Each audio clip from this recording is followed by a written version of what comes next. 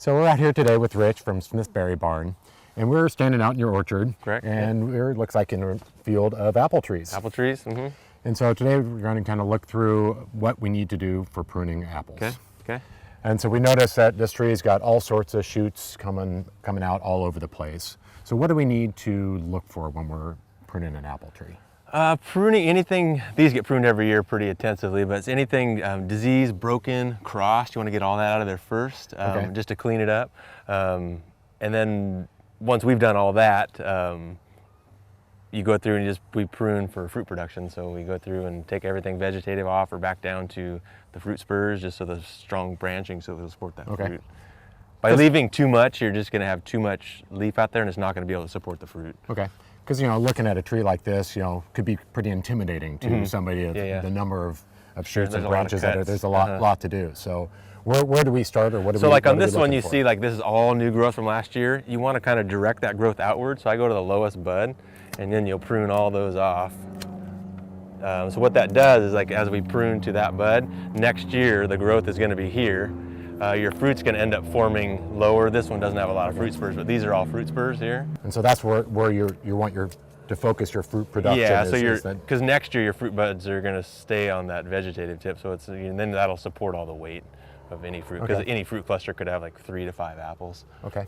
And it looks like the buds that you're going to are kind of on the bottom side or outside. Usually, yeah, to direct that growth. Like if there's nothing in there, I go to this one, even though that's longer. But and why is it we want to have that coming on the out as opposed to the ones that are on the top shooting up? So like anything from the top is going to end up shading. Like all these are those water sprouts, so you'd still do the same thing and cut all those out.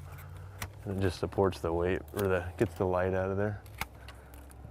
And so by taking those out, opens up. Yeah, and you can usually tell. You can tell how much growth. You can tell the different color, how much vigorous that is, as opposed to something that was like last year's. So you can take out. And so by reducing all those, all that light gets in there. And then if you cut too low, you're going to get a ton of those water sprouts. So you still want to leave. We could go higher on that one because there's the bud.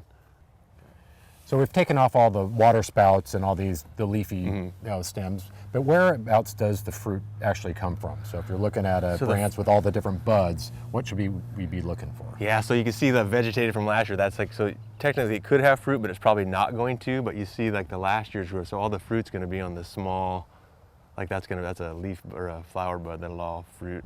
So like all this long, so if it doesn't branch, it's probably going to be all vegetative. So that's where you can take most of that stuff off, because all your fruit's going to be here tight, and that'll support the weight. And the break branches, as opposed to having them out on the end of the stick, it's going to drop them all the way down. And so, when people are pruning, they may still have fruit that is left over from last year. Is that an issue, or what needs to happen with that kind of some varieties hang fruit like winter apples, but ideally you should get that fruit off. It just harbors disease, insects that you don't want. Clean it off the ground. Start fresh. So they would do that typically more so in the fall. It's easier when they're not rotten. So it's not doing it. Yeah, correct. And so then, if this can seem overwhelming to a person, but you guys have a class that's coming up. Yeah, today you can come out and get a hands-on walking tour and ask questions. So if you're interested in learning how to prune your trees, come out today. You can come out or join the Smithberry Barn website and show up, and you can take care of it. Yep, we can do it.